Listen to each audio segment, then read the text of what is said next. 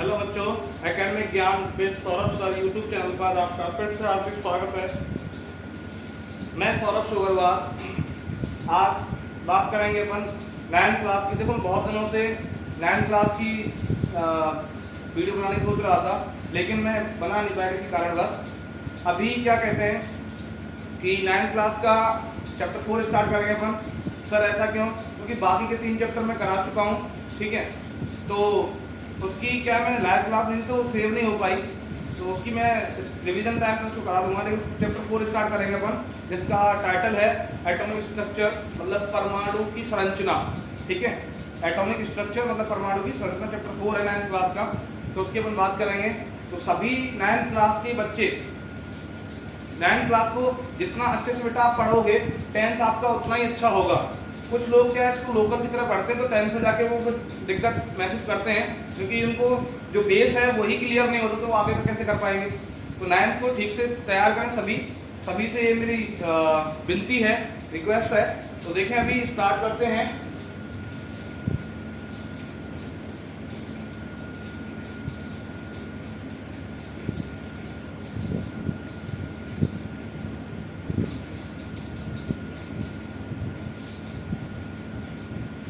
Structure, atomic structure, chapter 4, परमाणु की संरचना।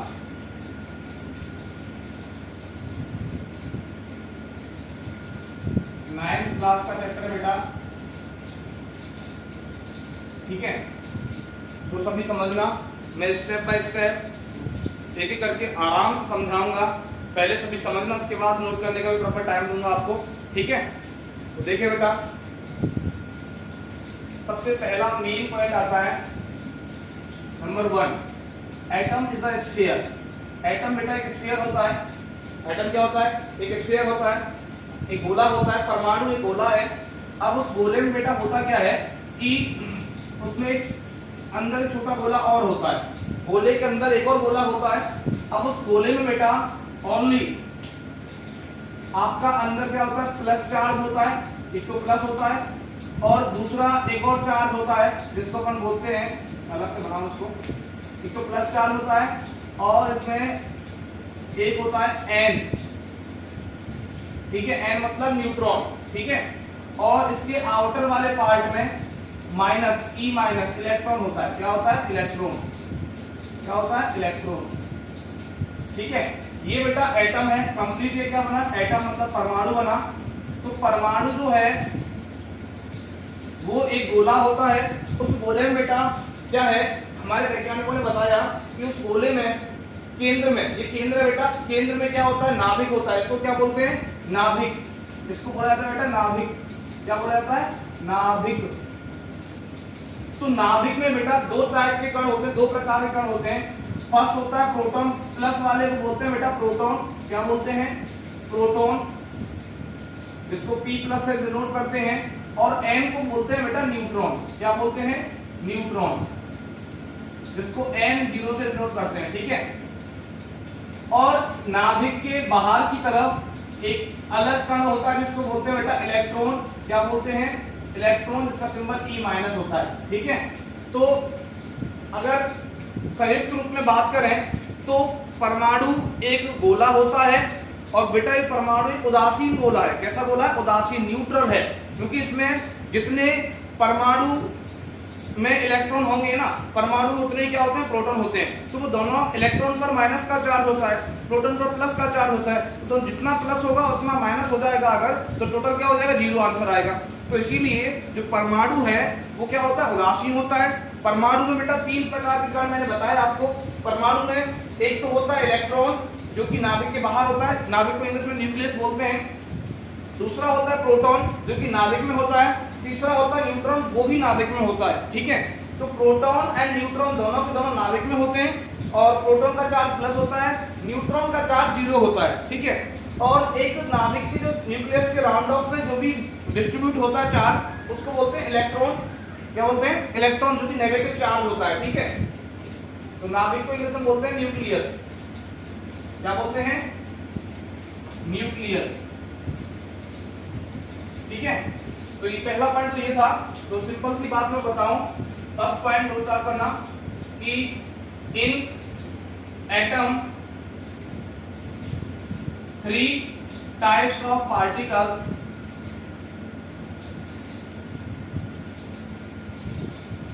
आर प्रेजेंट, मतलब परमाणु में 3 प्रकार के कण उपस्थित होते हैं। Number 1 electron E-, number 2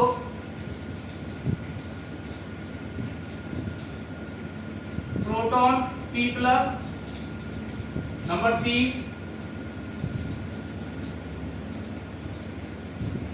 neutron N0। ये 3 टाइप, पहला बिंदु याद रखना है कि परमाणु में कुल 3 प्रकार के कण उपस्थित होते हैं।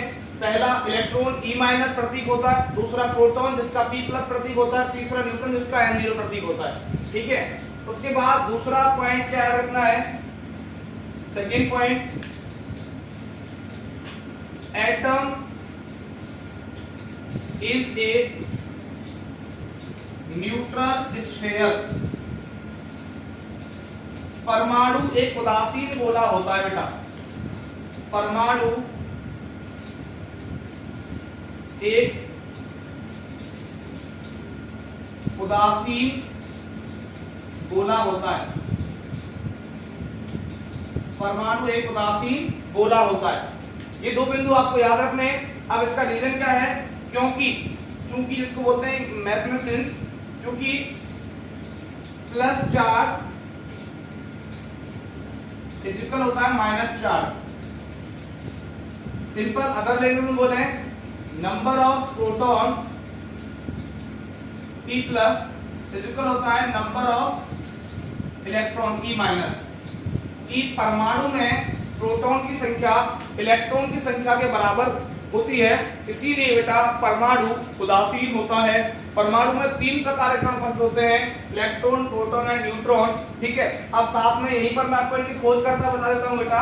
इलेक्ट्रॉन को इन्वेंट करने वाले, डिस्कवर करने वाले साइंटिस्ट का नाम था बेटा थॉमसन।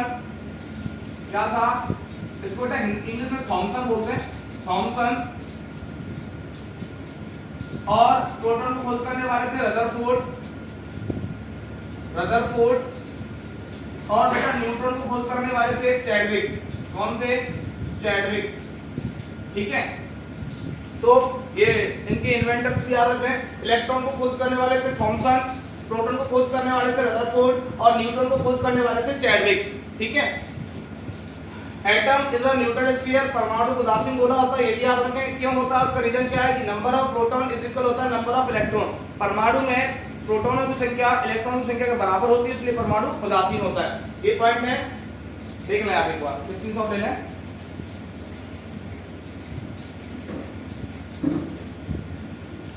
ओके, नेक्स्ट चलते हैं, देखें।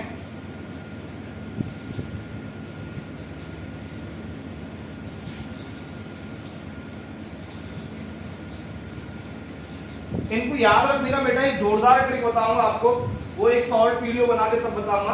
अभी देखिए सेकंड पॉइंट। सेकंड पॉइंट क्या है बेटा, दूसरा बिंदु क्या होता है कि एटम हैज सम प्रॉपर्टी। परमाणु के कुछ गुणधर्म होते हैं। परमाणु के कुछ गुणधर्म होते हैं, प्रॉपर्टीज होती हैं। वो क्या क्या है, बाद में पढ़ेंगे अपन। नंबर 1,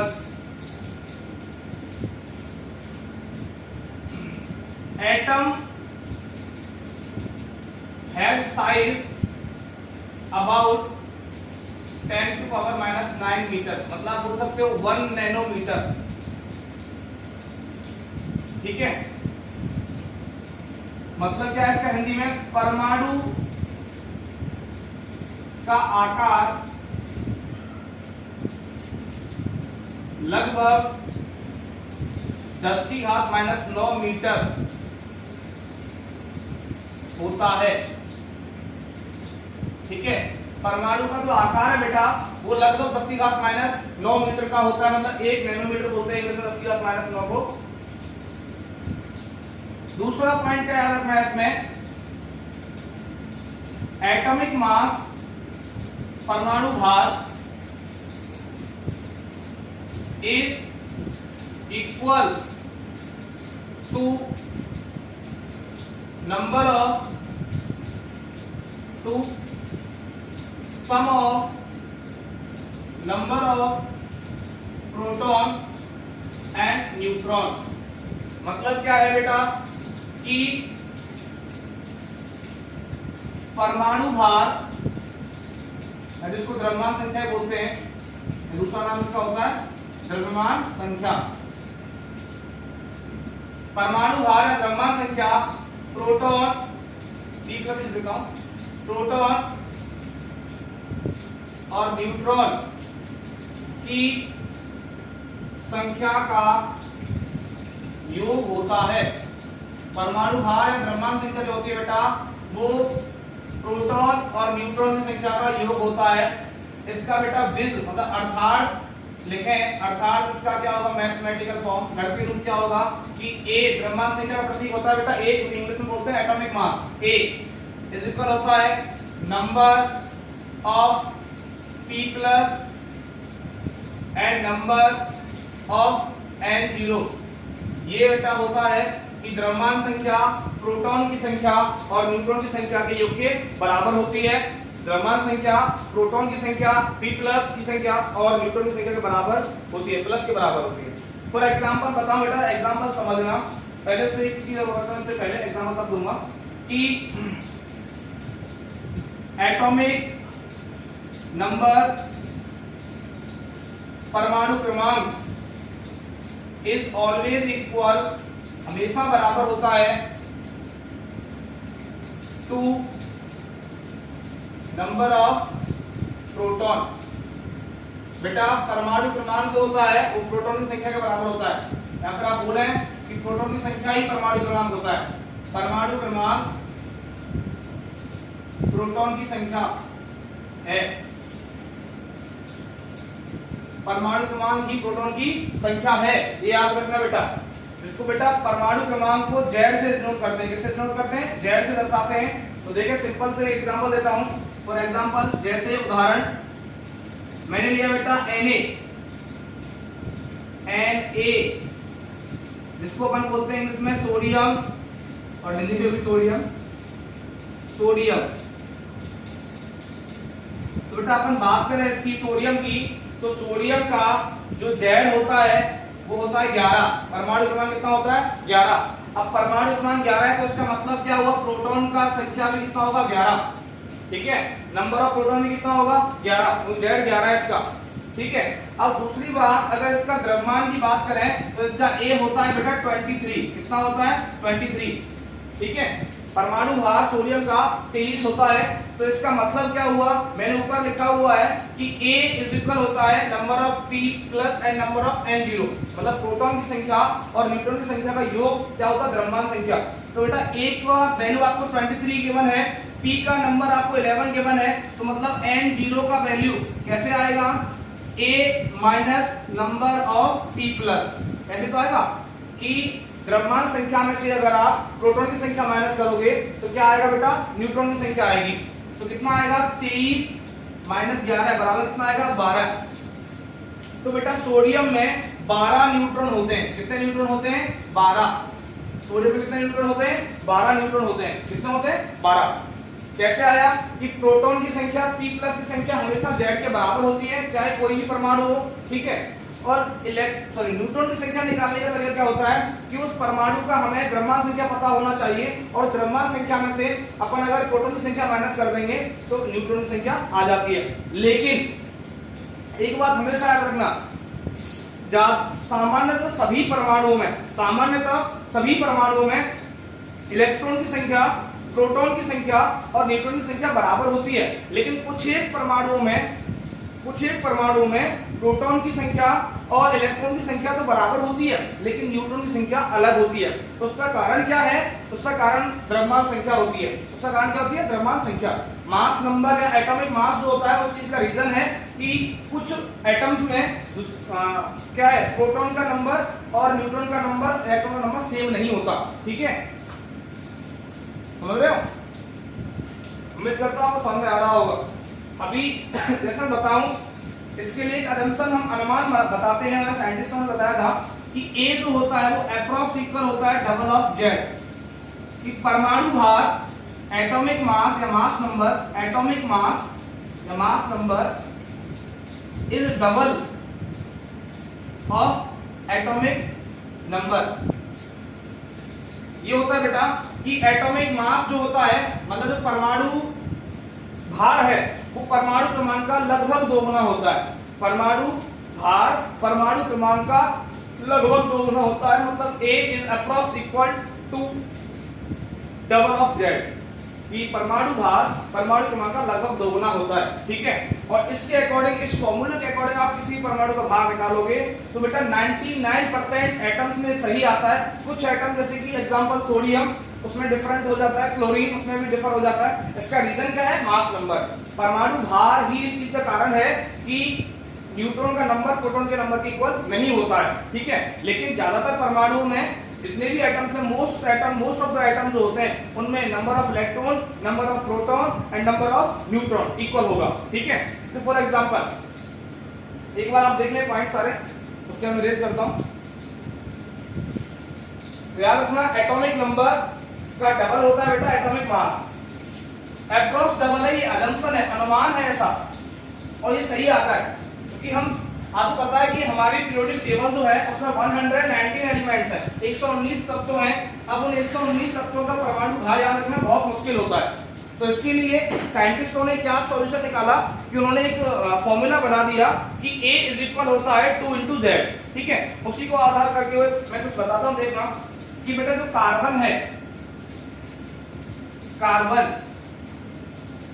ठीक है, उसका Z मतलब परमाणु क्रमांक, परमाणु क्रमांक का प्रतीक मतलब Z, परमाणु क्रमांक बेटा 6 होता है। कितना होता है? 6।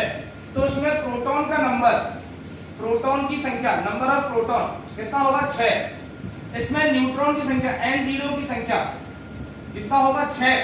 तो बेटा A मतलब परमाणु भार, जिसको द्रव्यमान संख्या बोलते हैं, परमाणु भार कितना होगा? 12। कितना होगा? 12। और एग्जैक्ट में ही 12 होता है। वास्तविक भार भी कार्बन का 12 होता है। तो देखो मैंने बोला था कि परमाणु क्रमांक का दोगुना होता है परमाणु भार। तो परमाणु क्रमांक कितना है? 6। 6 का दोगुना कितना होगा? 12। 6 का डबल कितना होगा? 12। ठीक है, और इलेक्ट्रॉन का नंबर प्रोटॉन के इक्वल होता है, तो प्रोटॉन कितने हैं? 6। तो इलेक्ट्रॉन की संख्या भी कितनी हो गई? 6 हो गई। तो ये एग्जांपल और याद रखना। तो ज्यादातर परमाणुओं में क्या होता है बेटा? प्रोटॉन की संख्या, इलेक्ट्रॉन की संख्या और न्यूट्रॉन की संख्या बराबर होती है। एक बात याद रखना, जिन परमाणुओं में न्यूट्रॉन की संख्या प्रोटॉन की संख्या से समान नहीं होती है तो उनमें बेटा प्रोटॉन की संख्या इलेक्ट्रॉन की संख्या के तो बराबर हमेशा होगी। प्रोटॉन की संख्या इलेक्ट्रॉन की संख्या के हमेशा बराबर क्यों होगी? क्योंकि बेटा परमाणु क्या होता है? विद्युत रूप से उदासीन होता है। Atom is electrically neutral. परमाणु विद्युत रूप से उदासीन होता है। दैट्स व्हाई इलेक्ट्रॉन का नंबर ऑलवेज इक्वल होता है number of proton in every atom, हर परमाणु में। ठीक है, ये बात याद रखना। और परमाणु भार, जिसको अपन एटॉमिक मास या मास नंबर बोलते हैं, वो ऑलवेज डबल होता है एटॉमिक नंबर का। ठीक है, रेज करते हैं, देखें। नेक्स्ट बात करें अपन, मैंने आपको बता दिया कि एटॉमिक नंबर क्या होता है। Number of proton is called atomic number, number of proton is called atomic number, and sum of number of proton and number of neutron is called atomic mass और मास नंबर। दोबारा बोलो दोनों point Hindi में कि परमाणु क्रमांक, परमाणु में उपस्थित प्रोटॉनों की संख्या होती है, परमाणु क्रमांक परमाणु में उपस्थित प्रोटॉनों की संख्या होती है, एवं परमाणु भार प्रोटॉन की संख्या और न्यूट्रॉन की संख्या का योग होता है। ठीक है, ये दो पॉइंट याद रखना। और परमाणु भार हमेशा परमाणु क्रमांक का 2 गुना होता है। आगे देखें, नेक्स्ट थर्ड पॉइंट अपन बात करें, तीसरा बिंदु बेटा, इसी के आधार पर देखो मैंने 3 चीजें बताई जो किसी भी एलिमेंट का या एटम का एटम सिंबल, परमाणु का प्रतीक लिखने का तरीका क्या होता है, परमाणु का प्रतीक। बेटा परमाणु प्रतीक लिखने का तरीका क्या है कि बीच में तो बेटा एलिमेंट का सिंबल आएगा, ई लिख रहा हूं मैं, ई फॉर एलिमेंट, तब तो नीचे जेड आता है बेटा और ऊपर ए आता है। ये कंप्लीट बेटा एलिमेंट का सिंबल होता है। कंप्लीट क्या होता है, परमाणु का प्रतीक होता है, एलिमेंट सिंबल है, तत्वों का प्रतीक होता है, एलिमेंट सिंबल मतलब तत्वों का प्रतीक। तो तत्वों का प्रतीक लिखने का तरीका क्या होता है बेटा कि तत्वों के ई फॉर एलिमेंट तत्वों के तल में तो बेटा जेड परमाणु क्रमांक होता है और सिर पर बेटा परमाणु भार ए होता है। ठीक है, ऐसे प्रतीक लिखा जाता है। फॉर एग्जांपल मैंने 2 एग्जांपल आपको बताए, एक तो कार्बन का, एक सोडियम का।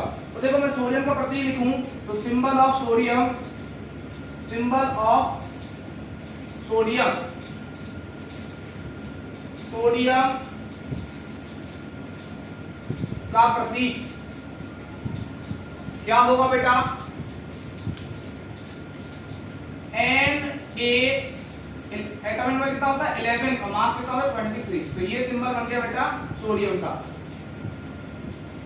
N A 11 23। तो ये जो नीचे वाला होता है बेटा ऑलवेज क्या होगा, ये जेड होगा और ऊपर वाला क्या होगा, ऑलवेज ए होगा। किसी भी तत्व का प्रतीक ऐसे लिखा मिल जाए आपको तो समझ जाना बेटा ऊपर वाला नंबर ए है और नीचे वाला नंबर जेड है।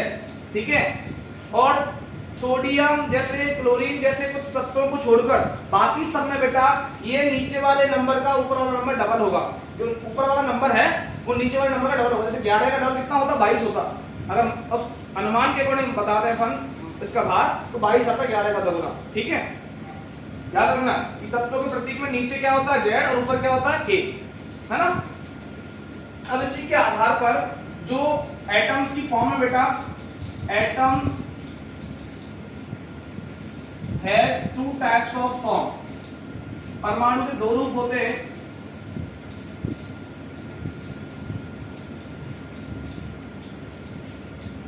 ऑन बेसिस ऑफ, परमाणु के 2 रूप होते हैं, परमाणु के 2 रूप होते हैं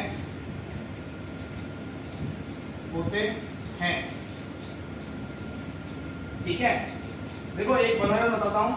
नंबर 1 बेटा, नंबर 1 क्या होता है, आइसोटॉप। क्या होता है, आइसोटॉप। ठीक है, जिसको हिंदी में बोलते हैं, हिंदी में क्या बोलते हैं अपन, समस्थानिक। क्या बोलते हैं, समस्थानिक। ठीक है, समझाऊंगा। नंबर 2 क्या होता है, आइसोबार्स। क्या होता है, आइसोबार्स। इनको बेटा हिंदी में बोलते हैं समभारिक। तो हिंदी वालों को तो बेहतर समझ में आ रहा होगा कि मैं कहना क्या चाह रहा हूं। देखो इंग्लिश वालों को इसे हिंदी से समझाऊंगा। समस्थानिक बेटा जिनका स्थान समान होता है, और स्थान का मतलब होता है एटॉमिक नंबर। एटॉमिक नंबर, तो जिन 2 एटम्स का बेटा एटॉमिक नंबर सेम होगा उनको अपन आइसोटॉप्स बोलेंगे। और जिन 2 एटम्स का बेटा भार समान होगा, भार मतलब इंग्लिश में atomic mass, atomic mass same होगा तो आइसोबार्स हैं, एटॉमिक नंबर सेम होगा तो आइसोटॉप्स है। अब जो चीज सेम है तो उसकी दूसरी वाली चीज डिफर होगी। जैसे यहाँ समस्थानिक में, आइसोटॉप्स में एटॉमिक नंबर मैंने सेम बताया तो एटॉमिक मास डिफर होगा। एटॉमिक मास मतलब परमाणु भार अलग होगा। ठीक है, जो चीज मैं सेम बोल रहा हूं वो चीज उसके दूसरे वाली चीज अलग होगी। जैसे आइसोटॉप्स मतलब समस्थानिक में एटॉमिक नंबर परमाणु क्रमांक समान है तो परमाणु भार इसमें अलग होता है। आइसोबार्स में मतलब समभारिक में एटॉमिक मास सेम है तो एटॉमिक नंबर अलग होता है। ठीक है, फॉर एग्जांपल बताता हूं, देखो एग्जांपल देखें इसका, C612 एंड C614। तो देखो कार्बन के कितने आइसोटॉप्स होते हैं, 2। कि यहां देखो नीचे वाला नंबर सेम है, नीचे वाले नंबर को तो परमाणु क्रमांक एटॉमिक नंबर कहते हैं। तो देखो यहां भी 6 और यहां भी 6, लेकिन ऊपर वाला नंबर देखो यहां 12 या 14 है। तो कार्बन के 2 आइसोटॉप्स होते हैं, एक तो C612 एंड C614। तो यहां मैंने बोला कि आइसोटॉप्स के डेफिनेशन में यही तो बोला मैंने कि the different forms of atom in which the different forms of atom in which atomic number is same and atomic mass is differ. परमाणु के वे दो रूप जिनमें परमाणु क्रमांक तो समान होता है लेकिन परमाणु भार अलग अलग होता है, वो क्या होते हैं? समस्थानिक, आइसोटॉप्स होते हैं। Isotopes is the different forms of atom in which atomic number is same but atomic mass is differ। परमाणु की वे दो रूप जिनमें परमाणु क्रमांक तो समान होता है लेकिन परमाणु भार क्या होता है? अलग अलग होता है, उनको अपन बोलते हैं आइसोटॉप्स। ठीक है, अब इसमें आइसोबार्स में मैंने बोला समभारिक हिंदी में नाम है, मतलब भार समान होगा, एटॉमिक मास सेम होगा, तो एटॉमिक नंबर क्या होगा? डिफर। फॉर एग्जांपल देखें इसमें, तो एग्जांपल की बात में अपन करें तो देखो बेटा Cl17 Cl का लिख लो, तो मैंने लिया Ar18 40 और Ca20 40। तो बेटा इसमें देखें आपको दिख रहा होगा कि यहां आर्गन का एटॉमिक नंबर कितना 18 और कैल्शियम Ca का एटॉमिक नंबर कितना 20, लेकिन दोनों का भार कितना है 40। तो परमाणु के वे दो रूप, चाहे वो अलग अलग परमाणु हो चाहे समान परमाणु, परमाणु के वे दो रूप जिनमें परमाणु भार तो समान होता है लेकिन परमाणु क्रमांक अलग अलग होता है, क्या कहलाते हैं? आइसोबार, समभारिक कहलाते हैं। समभारिक अलग अलग परमाणु या समान परमाणु के वे दो रूप हैं जिनमें परमाणु भार तो समान होगा लेकिन परमाणु क्रमांक अलग अलग होगा। इंग्लिश में कि the different forms of atom in which atomic mass is same but atomic number is different. Atomic number different होगा, एटॉमिक मास सेम है तो आइसोबार्स है, और बेटा एटॉमिक नंबर सेम है, एटॉमिक मास डिफरेंट है तो बेटा आइसोटॉप्स है। आइसोटॉप्स में एटॉमिक नंबर सेम होता है और आइसोबार्स में एटॉमिक मास सेम होता है, याद रखना। ठीक है, एक क्या करता है दूसरा उल्टा हो जाएगा। बात समझ में आई? तो इसी के साथ आगे नेक्स्ट क्लास कल कंटिन्यू करेंगे। मैं सौरभ सोबरवार आपसे अभी विदा चाहता हूं, और उसके साथ ही आपको एक बेटा बात मैं बोलना चाहता हूं, अगर आप अच्छा लगे तो मानना, नहीं अच्छे लगे तो मत मानना।